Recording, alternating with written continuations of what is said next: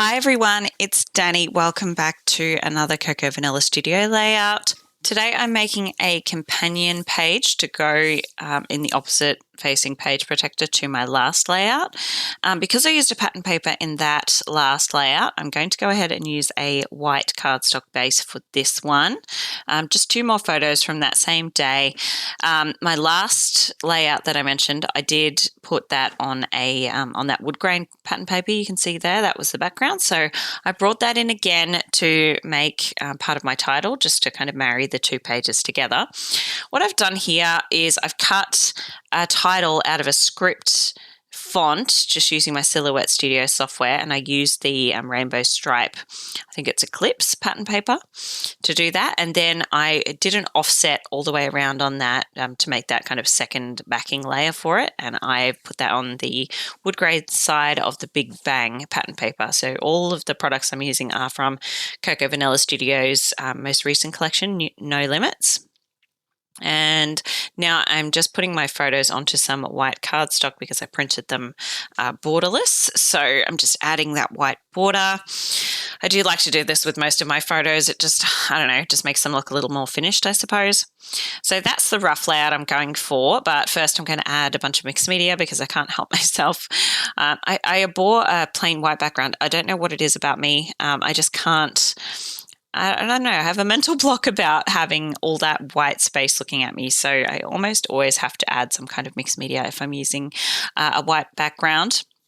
And it ends up being a really, really messy mixed media background.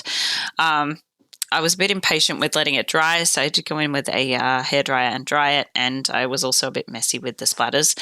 So it ends up being quite smudged and smeared in the end, and I really don't care. My layouts are homemade, and I don't mind if they look homemade because they are. So yeah, I try not to get too hung up about little imperfections like that.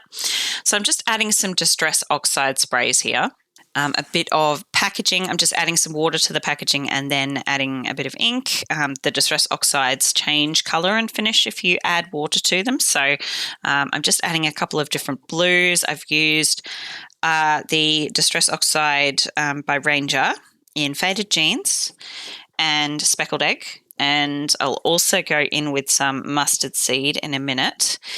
And I've also used a Heidi Swap Colour Shine in the colour Coral. So it's a peachy, orangey coral colour. So that's the one I'm using right now. So I put two different blues on already, the Faded Jeans and the Speckled Egg. And now I'm adding that Heidi Swap Coral. I poured way too much out onto the bit of packaging, so that's why I'm just using the paintbrush to kind of smudge it around. Then I'll mop up the extra colour shine and then use a bit of packaging to smush it a little bit. So here I'm coming in with the mustard seed. I'm doing some messy splatters, and I did decide to drop some onto the background as well in larger areas, which I almost always regret doing this with mustard seed because it's so bright. It's really, really concentrated color, and it just, as you can see, it's just taken over. But I'm going to fix that in a minute. So now I'm bringing in my acrylic ink by Liquitex in white. So this is a really opaque white ink. So I'm just kind of dropping that on top of those spots of yellow to try and mute the color down. And this is really effective for any color, actually. So there you can see I've just added a little bit of water to them, and then the packaging again, and just smushing it until it looks a little bit more muted. And it does make the colors kind of run together a little bit, but I really don't mind that. And now I'm just doing lots of white splatters all over the top of those colours. I just love my white splatters. I couldn't live without these. And yes, it does go all over my desk and all over my hands because I didn't put my messy mat down for some reason. I'm not sure what was going through my head at this time. But anyway, so moving on. Now I've added some foam to the back of all those rainbow letters, and then I'm going to glue that onto the offset. So I'm just adding an extra layer between the two layers of paper. It just gives a really nice three-dimensional shadowed effect and adds a lot of interest to your title. And this is a great way to do titles when the particular title you want to use is not in your die-cut titles pack. For this layout particularly, I had quite a specific title that I wanted to use. That's not something that you'd normally find in a titles pack. So I'm just using some tacky glue to stick that all down, and I love the way that title looks. So now just kind of lining everything up, getting an idea of where I want to position the title. I do end up kind of shuffling everything down so that the title is pretty much right in the center of the page.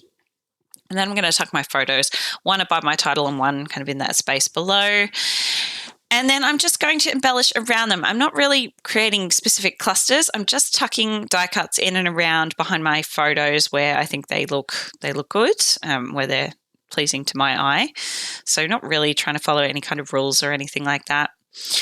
This is just the die cut ephemera, so just tucking these in behind my photos. I did finally manage to get that globe on a page. I love that globe, but I just haven't been able to find a space for it where it didn't look really out of place. But it looks perfect on this layout, and I'm so stoked that I finally got to use it. It's so pretty. I'm going to add 2 of the chipboard arrows. I love using chipboard. I will end up turning that other one around. You'll see in the photos at the end. So once I've got all my ephemera in that I want to use, I will add some of the accessory stickers, and I do actually end up putting some foam behind some of the die cuts. So the 2 bunting flags and that play hard little word phrase, I put foam behind those to add a little extra dimension. So I'm just going to add that photo tab at the top there, and then 3 of the tiny word stickers, and that's going to be the layout finished. So pretty quick video. Most of the time spent on this layout was spent on the mixed media. So here you go, some close-up photos. I really hope you enjoyed joining me today. Thanks for watching, guys. Bye.